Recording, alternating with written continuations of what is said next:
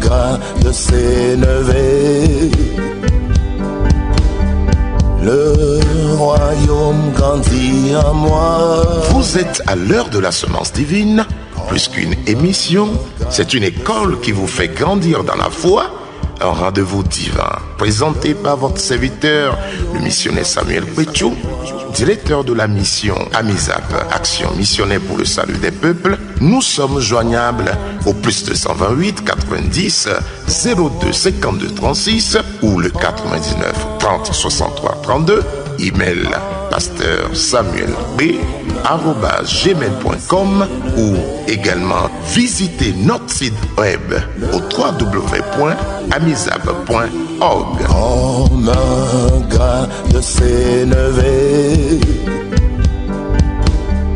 le royaume grandit en moi. Très chers téléspectateurs, bienvenue à la troisième partie de notre précieux thème intitulé Le retour aux anciens sentiers. Le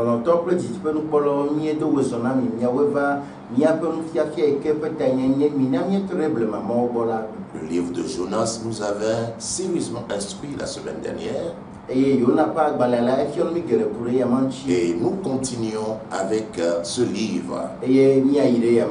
Alors, dans son deuxième chapitre, Dieu démontra encore sa souveraineté et son désir de voir son peuple revenir au meilleur sentier.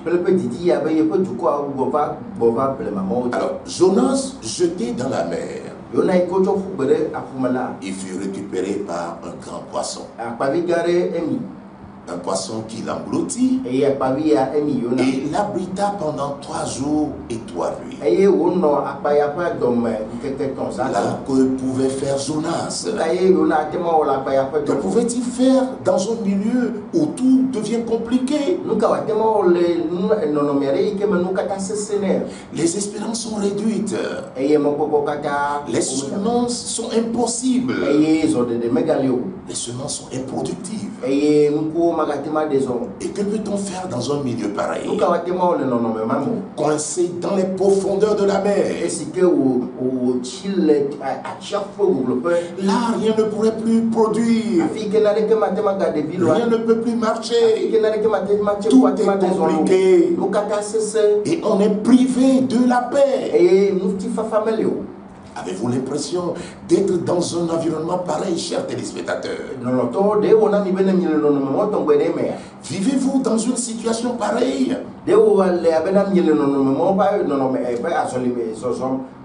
Où tout semble compliqué. Alors, chers téléspectateurs, il est impossible de produire dans de tels environnements. Et cet environnement pousse plusieurs à se repentir. Mais aussi malheureusement, ces genres d'environnement poussent certaines personnes à s'endurcir davantage, à raisonner, à murmurer, à tenir les autres responsables de leur malheur. Mais vous savez, pour David, la houlette et le bâton de son père l'a assagi.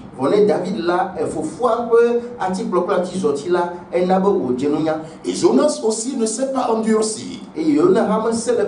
Dans cette situation, le bon sens ne l'avait pas quitté. Alors écoutez ce qu'il va faire. Il pria l'Éternel son Dieu. Il pria comment, chers téléspectateurs? Éternel, bénis-moi. Oh, j'aime et je persiste, je veux aller à Tarsis. Non, chers téléspectateurs. Exactement comme l'enfant prodigue, au-dessus du mirage de la ville,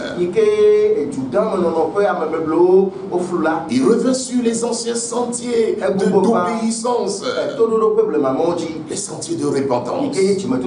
Jonas se plongeant dans une prière repentante. Ah oui, nous allons lire dans le verset 8 du chapitre 2. Alors il dit, quand mon âme était abattue au-dedans de moi, je me suis souvenu de l'Éternel. Et ma prière est parvenue jusqu'à toi. Dans ton Saint-Temple.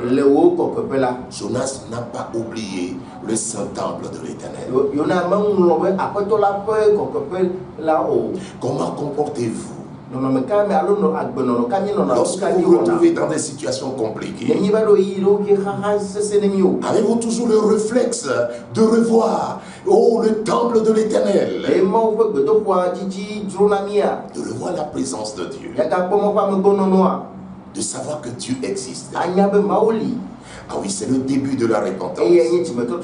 Il n'a pas douté des oreilles attentives de l'Éternel. La parole de Dieu demeura sur ses lèvres. Et cela écourta, chers téléspectateurs, son séjour. Parce que tant que vous reconnaissez votre état, votre état de désobéissance, et vous prenez toutes les dispositions qu'il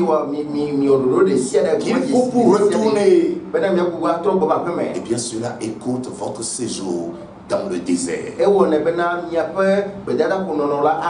Et donc finalement, Jonas va passer 3 jours et 3 nuits. Alors, dans quelle situation vous trouvez-vous maintenant? Combien de jours avez-vous déjà passé dans le ventre d'un poisson géant? Il y en a malheureusement qui font des années dans les profondeurs de la mer. Et lorsque nous lisons Jonas 3, 4 à 5, alors Jonas dit, tu m'as jeté dans l'abîme,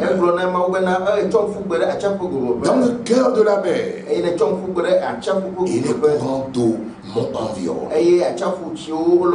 Oh, toutes tes vagues, oh Dieu, et tous tes flots ont passé sur moi. Je disais, je suis chassé loin de ton regard. Mais il dit, je verrai encore ton Saint-Temple. Oh, quelle confiance en la grâce de l'Éternel. Quelle confiance en la miséricorde de l'Éternel, passant par la repentance. Alors Jonas s'appuie sur la grâce de Dieu. Jonas s'appuie sur la miséricorde de Dieu à travers la repentance. Vous pouvez faire la même chose, spectateur. Il sait que son Dieu fait grâce à l'humble. Dieu fait grâce à l'humble. Jonas n'a pas oublié ses valeurs. Alors, grâce à cela, nous allons donc voir Jonas, n'est-ce pas, dans le chapitre suivant. Alors, nous pouvons d'ailleurs même lire Jacques 4, 6, qui nous enseigne tellement sur ça. Dieu fait grâce à l'humble.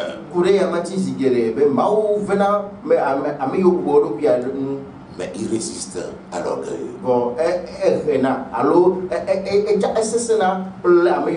Il résolut de se repentir et donc accomplir ce qu'il avait refusé de faire.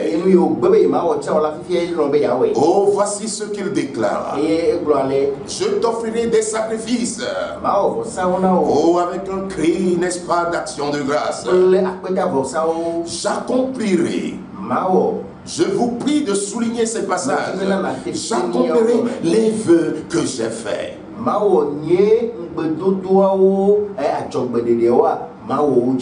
Il dit le salut vient de l'Éternel. Autrement dit, Jonas dit que maintenant il est prêt à accomplir les vœux envers l'Éternel.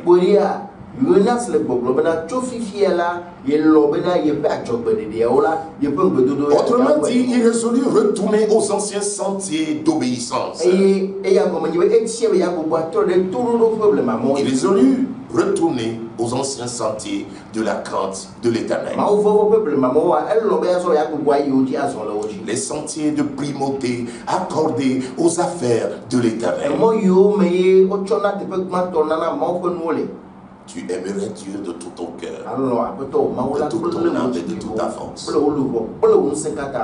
Jonas va comprendre cela. Il va revenir sur cette valeur que malheureusement plusieurs chrétiens ont perdu.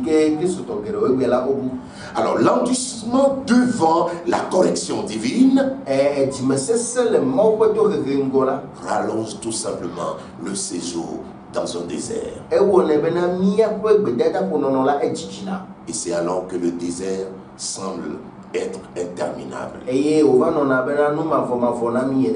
Rallonge le séjour au sein du poisson géant.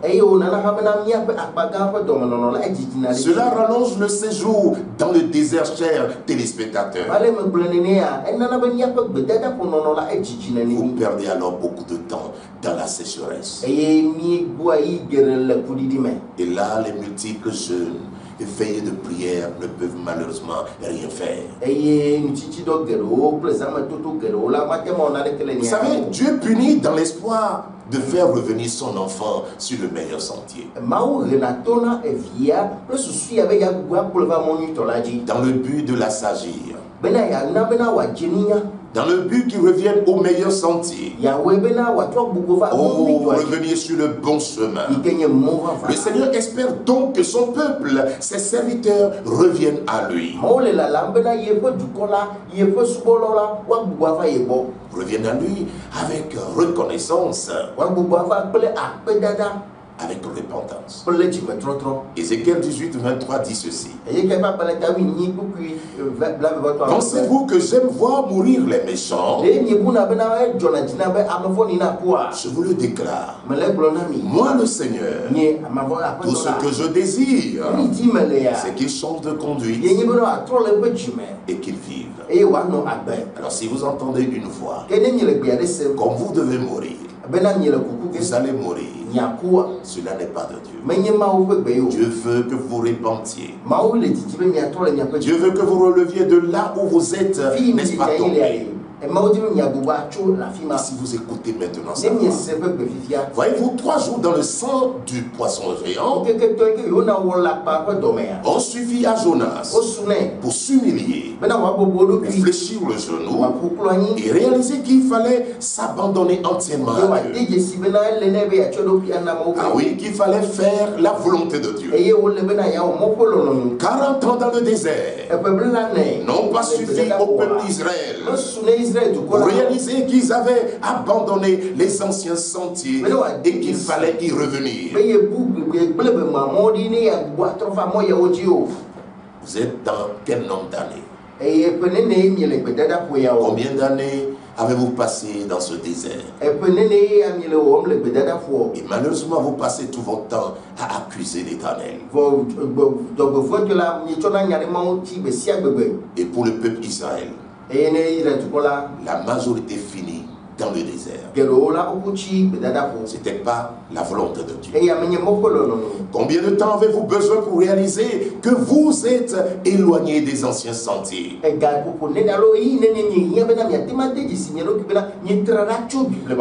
faut y revenir le plus tôt possible. Que ceux qui ont des oreilles écoutent ce que l'Esprit de Dieu dit maintenant. Et pour Jonas, Dieu répondit à la prière. À la prière réfléchie et répandante de Jonas. Et nous pouvons lire au verset 11. L'Éternel parla maintenant au poisson. L'Éternel parle à cette situation. L'Éternel parle à ceux qui vous dominent, ceux qui vous assujettissent, ceux qui vous emprisonnent. Le Seigneur a le pouvoir de lui parler. Parce que toutes les créatures se doivent de dépendre du Créateur. Oui, l'Éternel parla à ce poisson. Et la Bible dit que le poisson vomit Jonas. Le poisson vomit Jonas sur la terre. Et le psaume 50-15 dit ceci: invoque-moi au jour de la détresse, je te délivrerai et tu me glorifieras. Et c'est fait, auditeur, c'est fait, téléspectateur. Et quand nous lisons 2 Timothée 2,13, la Bible dit: si nous sommes infidèles, lui il demeure fidèle, car il ne peut pas se mettre en contradiction avec lui-même. Gloire au Seigneur pour la délivrance. Mais la mission de Jonas ne changea pas. Après la délivrance de Jonas, sa mission ne changea pas. La mission est toujours là. Et Dieu va revenir sur cela. Et donc sa prière fut exaucée. Mais Dieu lui rappela l'ancien sentier qu'il avait abandonné.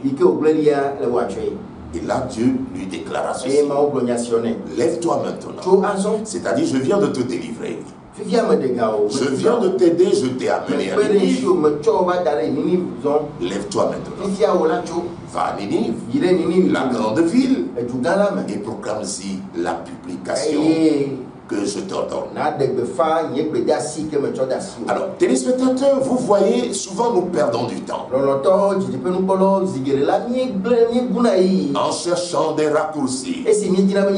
Oh, daigne le Seigneur nous aider à nous attacher à ce qui nous est précieusement confié.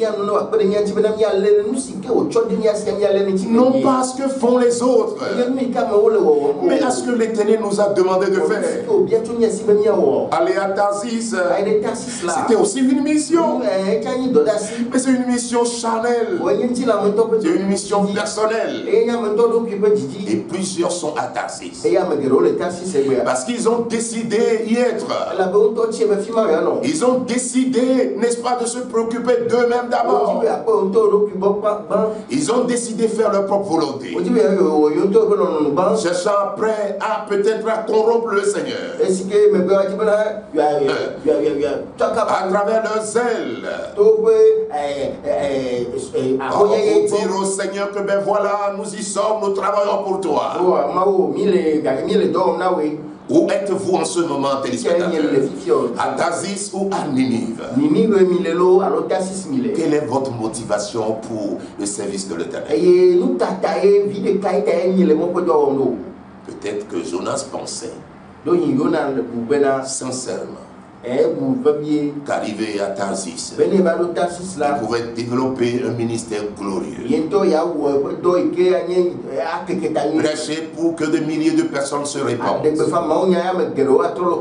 Ah oui, c'était vraiment un besoin à Tarsis. Tarsis a besoin de l'évangile. Mais il se trouve que Dieu vous a envoyé à Ninive parce qu'il vous connaît. Il sait ce qu'il a déposé en vous. Il connaît les dons et les talents qui sont en vous. Et ces dons ont besoin d'être exercés à Ninive. Ah oui, chers téléspectateurs, ce serait toujours sa propre volonté d'aller à Tarsis. Les villes ont besoin d'évangile. Les fermes aussi ont besoin de l'évangile. Mais le Seigneur nous demande d'être maintenant, n'est-ce pas, malgré les défis, d'être en ville.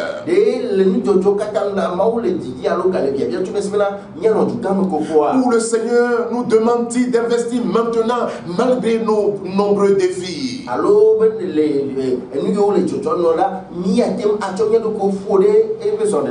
Que le Seigneur éveille nos oreilles. Que le Seigneur éveille notre cœur. Ah oui, notre attitude dans le sang d'un poisson géant ou notre attitude dans le désert déterminera si nous pouvons rapidement, n'est-ce pas, quitter ce désert.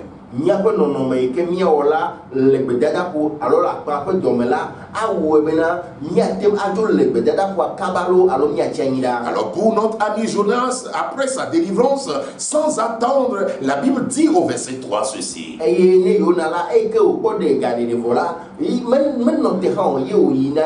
La Bible dit que Jonas se leva. Effectivement, il se leva et alla à Ninive, selon la parole de l'Éternel. La repentance. Il ne chercha pas à renégocier. Il ne cherchait pas à rediscuter, à négocier avec Dieu, comme le font plusieurs, après être délivrés, après être guéris, après être sauvés, après être bénis. Il négocie de nouveau. Il renégocie de nouveau. Il ne chercha pas à renégocier, chers téléspectateurs. Et donc, écoutez cette petite histoire. Appelé très tôt par le Seigneur, Jules pria le Seigneur, n'est-ce pas, de lui accorder, n'est-ce pas, encore quelques temps. Ah oui, enfin n'est-ce pas, de finir ses études. Et après quoi le servir. Et après ses études, écoutez attentivement, il prie encore le Seigneur de lui permettre d'avoir une bonne situation financière. Après cela, Jules demande encore au Seigneur, permets-moi de me marier. Après cela, Jules ne s'arrêta pas. Il dit encore Dieu, donne-moi d'avoir des enfants. Il dit tout ceci. Et lorsque la voix divine lui parut comme d'ailleurs à Jonas, il raisonna encore. Seigneur, il y a le travail. Il y a la femme que tu m'as donnée. Les enfants sont une charge. Donne-moi encore plus de temps. Et c'est ainsi que plusieurs se comportent. Quand il s'agit des affaires de Dieu, ils trouvent toujours des excuses. Je ne peux plus. Je suis malade. Je suis fatigué. J'ai beaucoup de charges. Vous le savez, malheureusement, avec ces conséquences. Alors vous qui nous suivez maintenant, avez-vous des excuses répétées? Et ceci lorsqu'il s'agit des affaires de Dieu. Vous savez, quant à Jonas, il se mit au travail. Parcouru toute la ville. Il cria avec un message clair, précis. Il n'alla pas inventer un message pour plaire à X ou à Y. Il se mit à l'œuvre avec le message de Dieu, le message précis de Dieu, celui de repentance. Écoutez un peu son message, un message que plusieurs peuvent trouver, n'est-ce pas, caduque de nos jours. Un message que plusieurs peuvent trouver déphasé de nos jours. Alors, c'est un message qui n'est pas pour toi. On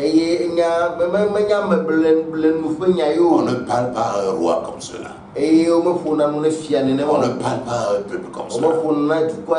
Jonas ne s'est pas laissé distraire. Alors voici son message. Il dit encore 40 jours et Ninive est détruite. C'est un message qui ne plaît pas très souvent aux téléspectateurs. Mais Dieu connaissant le cœur de l'homme, Dieu connaissant le peuple vers qui il nous envoie.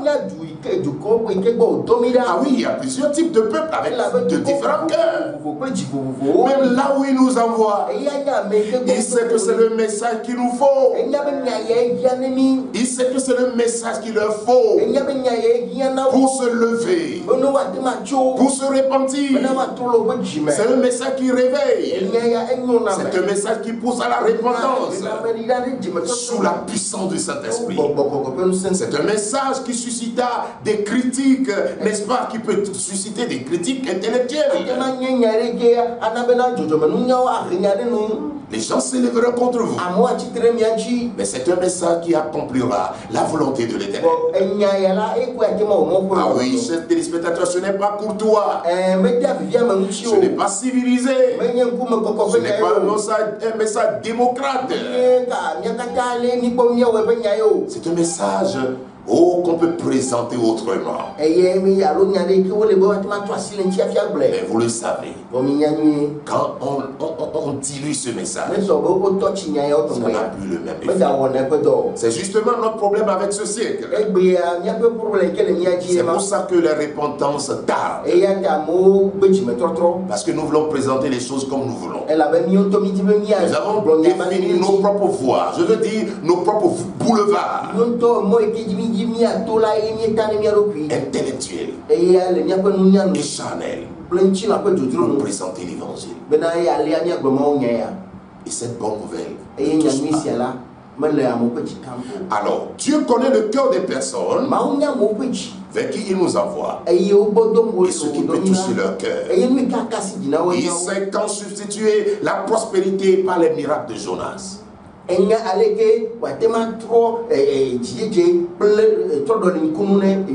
oui, le miracle de Jonas. Un miracle de repentance. Alors je ne sais pas si Ananias et Saphira aussi, dans la nouvelle alliance, ont eux aussi confondu les anciens sentiers de vie, les anciens sentiers de lumière, d'obéissance, d'intégrité, avec le boulevard de la grâce. Ils ont confondu la grâce avec le miracle de Jonas. Alors, très chers téléspectateurs, je ne sais pas si une voix leur disait avec cette nouvelle alliance, allant d'Ananias et de Saphira, oh papa bon Dieu ne toucherait même pas une mouche. Non, Dieu est tellement amour. Il s'est sacrifié déjà pour nous. Il a payé un grand prix. Et donc, il est loin de pouvoir frapper qui que ce soit. Et c'est ce message que plusieurs présentent de nous. Et donc, vous voyez, ceci conduisit tout simplement Ananias et Saphira, n'est-ce pas, à la mort. Pourtant, nous étions même au cœur de la Pentecôte. Au cœur de la grâce. C'est un peu comme Pierre pouvait leur dire. Écoutez, les anciens sentiers demeurent, même au temps de grâce. Les anciens sentiers d'obéissance demeure. Ne vous y trompez pas. Bien sûr, les sacrifices et les pratiques traditionnelles ne sont plus. Mais approchons-nous avec un cœur sincère. Et ça, c'est la Bible qui le dit. Approchons-nous avec un cœur sincère. Dans la plénitude de la foi. Les cœurs purifiés d'une mauvaise conscience. Et le corps lavé d'une eau pure. Hébreux 10, 22. Et donc nous avions l'ombre des anciens sentiers qui s'est révélé maintenant à la personne de Jésus, notre modèle. Avec une grâce qui ne nous donne pas le pouvoir de désobéir. Mais plutôt une grâce qui nous donne le pouvoir d'obéir.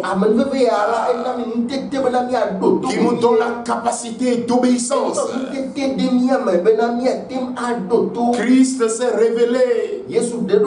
Les anciens sentiers sont révélés en la personne de Jésus. Et Jésus nous révèle les anciens sentiers de justice. Les sentiers de soumission. Les sentiers d'obéissance. De bonté. Les sentiers d'amour. Les sentiers de ce qui est judicieux.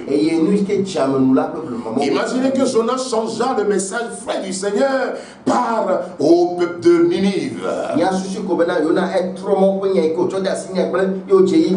Oh, le Seigneur par sa grâce veut vous bénir. Je prophétise la prospérité sur cette ville. Oh, je prophétise la prospérité sur le roi. Roi, vis longtemps. Le Seigneur est là. Tu es roi selon le cœur de Dieu. Que ton trône soit établi éternellement, ô roi. Que ton trône soit affermi et béni. Chers téléspectateurs, il n'y aurait pas de repentance. Et pourtant, c'est ce que nous faisons. Nous disons ce que Dieu n'a pas dit. Nous prophétisons la chair à cause des gains sordides de ce monde. Nous sommes incapables de dire la vérité. Prêchez la bénédiction, prêchez Tarsis à un feu pendant que le cœur de Dieu bouillonne, de le voir, n'est-ce pas, saisi de repentance.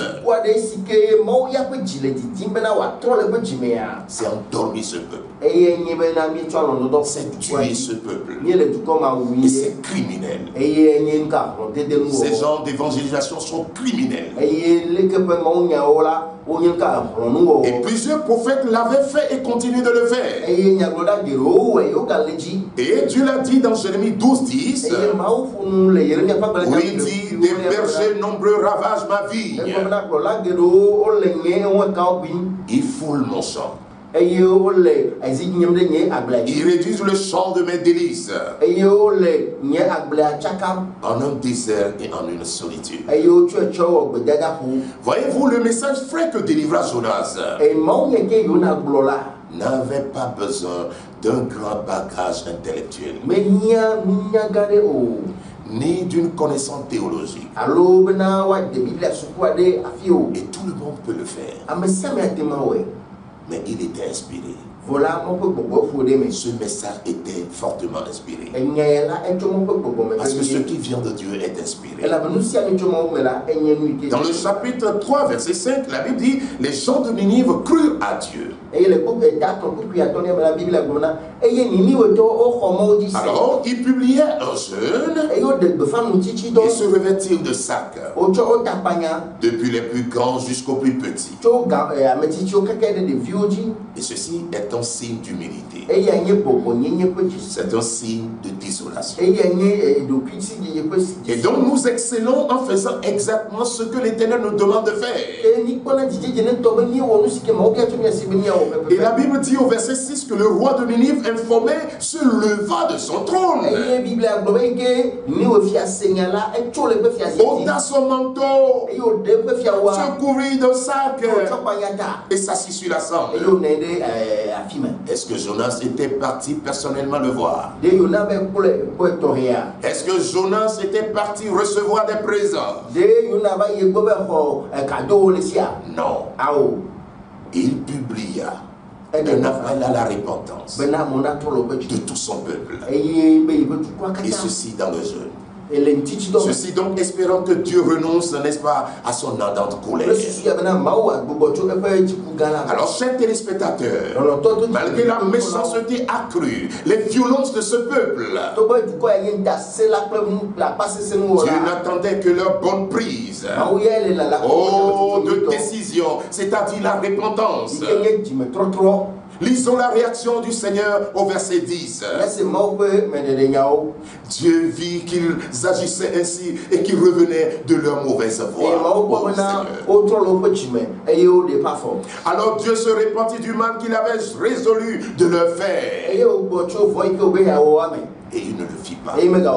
Voici ce que l'Éternel veut au sujet de nos nations, au sujet de nos peuples, au sujet de nos rois. La repentance est un changement intérieur qui doit, n'est-ce pas, aboutir à une action qui doit produire du fruit, à des actions tangibles. Et lorsque nous lisons Luc 3:8, la Bible dit: produisez donc des fruits dignes de la repentance. Et oui, dans la désobéissance de son peuple, Dieu surveille et cherche. Il cherche un prédicateur. Il cherche qui envoyer. Il cherche quelqu'un pour aller leur annoncer sa parole. Et donc, quand nous lisons Jérémie 7, 2, 11, nous nous pointons spirituellement, n'est-ce pas, à l'entrée des temples de Dieu. Et comme nous l'avons vu la dernière fois, et partout où vous êtes maintenant à nous écouter, nous vous annonçons ce message. Nous ne savons pas ce que vous écoutez à l'intérieur des temples. Il y en a même d'ailleurs plusieurs qui sont fermés en ce moment. Et c'est l'occasion d'écouter la voix de l'Éternel. Nous nous pointons à l'entrée des temples et nous vous annonçons le message qui est annoncé à Ninive. Répentez-vous maintenant. Détournez-vous des boulevards de ce monde. Détournez-vous de vos idoles, de vos mensonges. Détournez-vous de votre méchanceté, téléspectateurs. Il n'y a pas de compromis à faire. Détournez-vous de vos violences. Détournez-vous des crimes, de l'injustice, de l'orgueil, de l'adultère. Ne vous y trompez pas. Et retournez au sentier lumineux de grâce. Car il y a un jour pour l'Éternel Dieu des armées contre tout homme orgueilleux, contre tout homme hautain, contre quiconque s'élève, afin qu'il soit abaissé, déclare Dieu. Oh, il y a un temps contre les navires de Tarsis, écoutez attentivement. Et ça, c'est Ésaïe le prophète dans son chapitre 2, les versets 12-16. Il dit: il y a un temps contre les navires de Tarsis. Beaucoup ont entrepris, n'est-ce pas, le chemin vers Tarsis.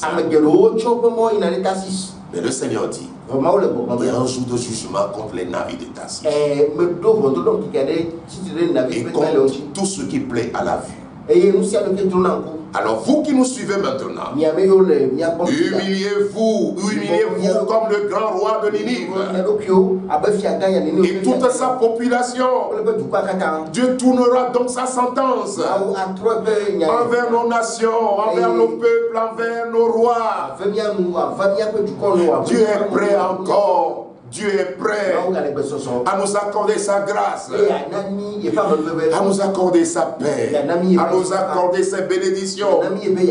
Il dit: quand je fermerai le ciel et qu'il n'y aura point de pluie, quand j'ordonnerai aux sauterelles de consumer le pays, quand j'enverrai la peste parmi mon peuple. Coronavirus n'est pas loin de la peste. Mais il dit: quand j'enverrai la peste, si mon peuple sur qui invoque mon nom supplie, prie et cherche ma face, si se détourne de cette mauvaise voie, c'est-à-dire s'il se répand, je l'exaucerai des cieux, je lui pardonnerai son péché et je guérirai son pays. 2 Chroniques 7, 13, 14. Alors où que vous soyez maintenant nous écoutez, augmentez votre travail, augmentez les taxes, cherchez des solutions humaines. n'est pas la solution. La solution, c'est de retourner au Seigneur. Les solutions charnelles ne peuvent sauver ni guérir. Alors, vous qui nous suivez maintenant, que retenir maintenant? Oh, ces 4 chapitres de Jonas nous font passer, n'est-ce pas, à 7 ans différentes étapes dans notre marche avec le Seigneur. Et chacun peut se mirer. Voilà où il en est maintenant. Où êtes-vous? Qu'est-ce que Dieu vous a dit? Êtes-vous dans les voies de l'Éternel? Obéissez-vous à la voix de Dieu? Ou vous êtes allouti dans la désobéissance? Pensant rejoindre Tarsis. Ce n'est pas possible. Il y a un poisson géant. Et peut-être c'est lui qui vous engloutit maintenant. Il vous rend les choses compliquées. Parce qu'au centre d'un poisson géant, on ne peut pas semer. Autrement dit, quand vous courez de gauche à droite, de prophète au prophète, cherchant à semer votre argent dans la désobéissance, cela ne s'aimera pas.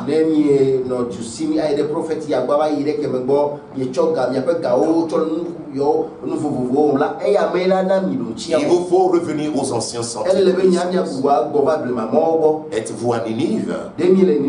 Eh bien, si vous êtes, c'est le temps de libérer vos potentialités. Croyez au Seigneur, c'est Dieu qui vous a envoyé là. Et si vous avez des défis, croyez que Dieu est avec vous. Comme il a fait avec, n'est-ce pas, Jonas. Vous êtes là pour bénir des vies. Et vous avez tellement de grâce en vous. Où êtes-vous ce matin? Nous voulons prier avec vous. Vous savez, les résultats de Jonas à Ninive démontrent qu'il avait en lui tellement de potentialité. Vous en avez aussi. À Tarsis, on ne pouvait pas le voir ainsi. On ne pouvait pas avoir ce résultat. Ce résultat est attendu à Ninive. Et vous avez besoin d'y être. Et nous allons prier avec vous.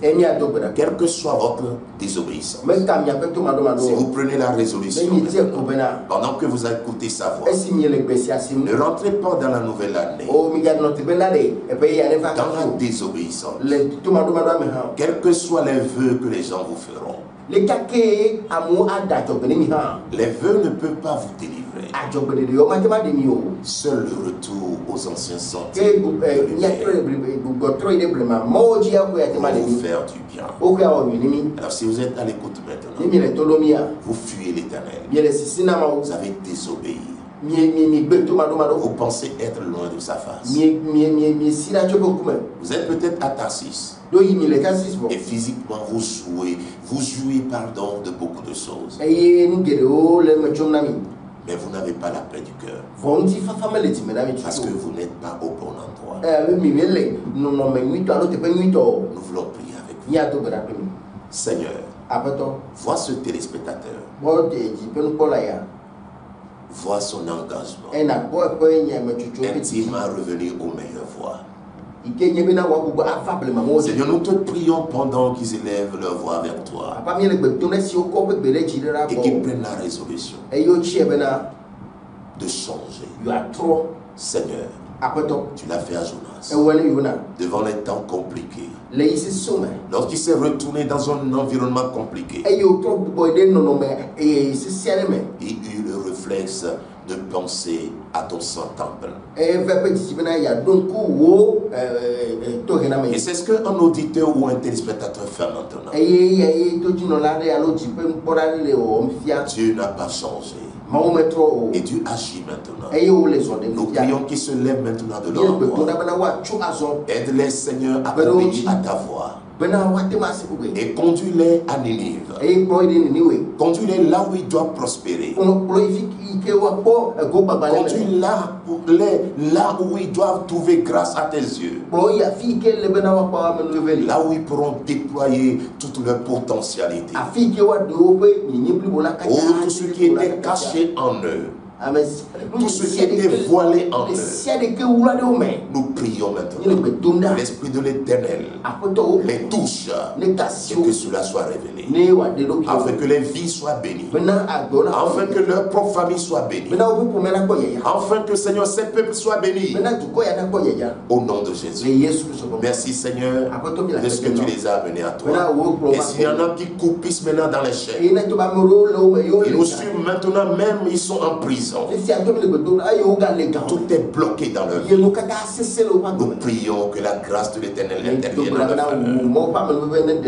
Et que, Seigneur, à la fin de cette année, et comme plusieurs entreprises essaient de faire des bilans, Seigneur, qu'ils fassent le bilan. Et qui voient leur environnement.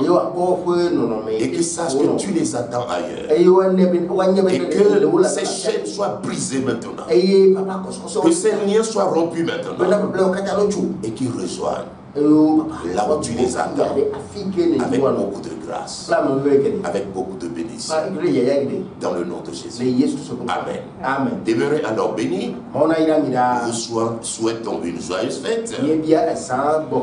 Que la paix du Seigneur vous conduise. Au nom de Jésus-Christ. Amen. Amen. Shalom. Shalom.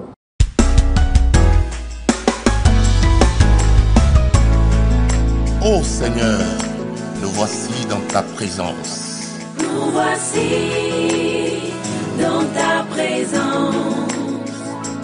Nous voici dans ta présence, Seigneur. Nous voici dans ta présence pour t'adorer, Seigneur. Nous voici dans ta présence. Dans ta présence. Nous voici. Oh oui. Dans ta présence, Seigneur. Oui, Seigneur. Nous voici dans ta présence. Oh. Pour t'adorer, Seigneur. Me voici devant ton trône. Me voici devant ton trône, Seigneur. Me voici devant ton trône pour t'écouter, Seigneur. Ta présence. Ta présence nous rassure. Elle nous rassure. Ta présence. Oh oui, Seigneur. Nous donne la vie. Ta présence est notre milieu de vie. Ta présence. Oh. Dirige nos pas. Ta présence. Oh.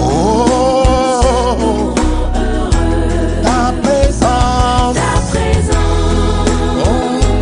te rassure. Ta présence nous rassure. Ta présence Oh. me donne la vie. Ta présence est notre milieu de vie. Ta présence dirige mes pas. Oh oui, Seigneur. Ta présence Me rend heureux. Oh, parce qu'il était dans la présence de l'Éternel, où il avait parlé avec lui.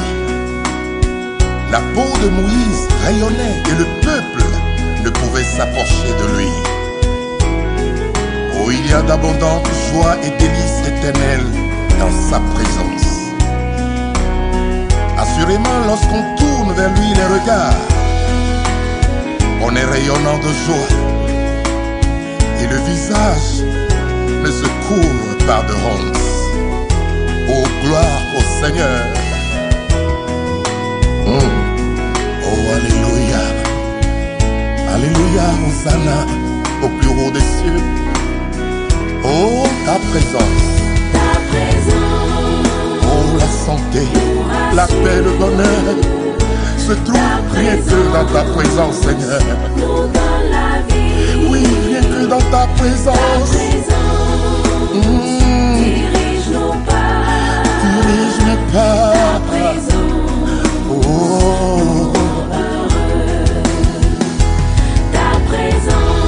Ta présence nous rassure. Ta présence, oh Seigneur, nous donne la vie. Ta présence, dirige mes pas. Oh, merci Seigneur de nous garder continuellement dans ta glorieuse présence.